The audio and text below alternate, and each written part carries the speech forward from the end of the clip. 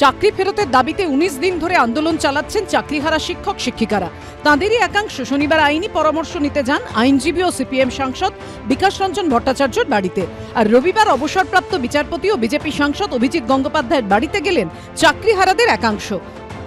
শনিবার আইনজীবী বিকাশ রঞ্জন ভট্টাচার্য স্পষ্ট জানিয়েছিলেন, আইনত চাকরি ফেরত পাওয়া অসম্ভব।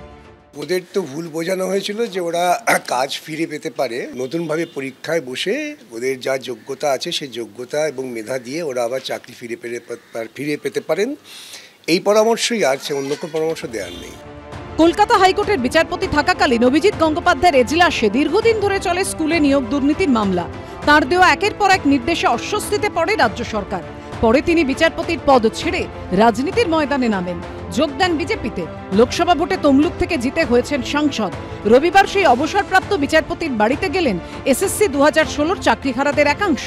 তাদেরকে রিভিউ পিটিশন দাখিল করার পরামর্শ দিলেন অভিজিৎ গঙ্গোপাধ্যায়।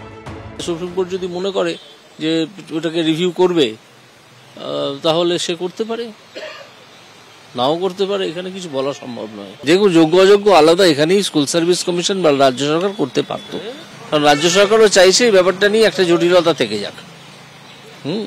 কারণ রাজ্য সরকারের যারা চালান সেই তৃণমূলের দুর্নীতির কারণেই তো এদের এই অবস্থা আজকে। জাস্টিস দীপাংশু বসাকের বেঞ্চ স্কুল সার্ভিস কমিশনকে এবং রাজ্য সরকারকে বহুবার বলেছে সম্পূর্ণ তথ্য দিতে, কিন্তু তারা ইচ্ছে করে দেয়নি। রিভিউ পিটিশন করে ফের সুপ্রিম কোর্টে যাওয়ার কথা ভাবছেন চাকরিহারারাও। আমরা এখন সুপ্রিম কোর্টে মামলা লড়তে পারি কিনা, কিভাবে চাকরি বাঁচানো যাবে, স্যারের সাথে সেই বিষয় নিয়ে আলোচনা হয়েছে। তবে কারা দুর্নীতির সুবিধা পেয়ে চাকরি নিল আর কারা নিল না, ওএমআর এর মিরর ইমেজের কপি, সেই কপি পাবলিক ডোমেনে প্রকাশ করার দাবিতে আমরা লড়ব।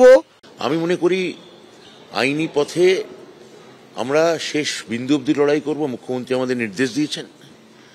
ফলে এখনই এই ধরনের নেতিবাচক ভাবার বা নেতিবাচক কথা বলার, যে নেতিবাচকতা অনেকদিন ধরেই ওদের মাথায় ঢোকানো হচ্ছে, সেটাই আমি বলবো যে সেটাকে না বিশ্বাস করে সরকারের ওপর, মুখ্যমন্ত্রীর ওপর আস্থা রাখতে, কারণ মুখ্যমন্ত্রী সরাসরি ওদের সঙ্গে বৈঠক করেছেন, মিটিং করেছেন।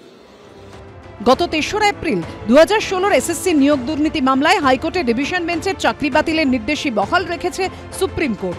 শিক্ষক শিক্ষিকাদের পাশাপাশি গ্রুপ সি ও গ্রুপ ডি কর্মী মিলিয়ে চাকরি হারিয়েছেন প্রায় 26,000 জন। পরে অযোগ্য হিসেবে চিহ্নিত নন এমন শিক্ষকদের 31শে ডিসেম্বর পর্যন্ত চাকরির মেয়াদ বাড়িয়েছে সুপ্রিম কোর্ট। পাশাপাশি মে মাসের মধ্যে নিয়োগ প্রক্রিয়া শুরু করারও নির্দেশ দিয়েছে সর্বোচ্চ আদালত। অর্ণব মুখোপাধ্যায়, শিবাশিস মৌলিক ও সুদীপ্ত আচার্য রিপোর্ট, এবিপি আনন্দ।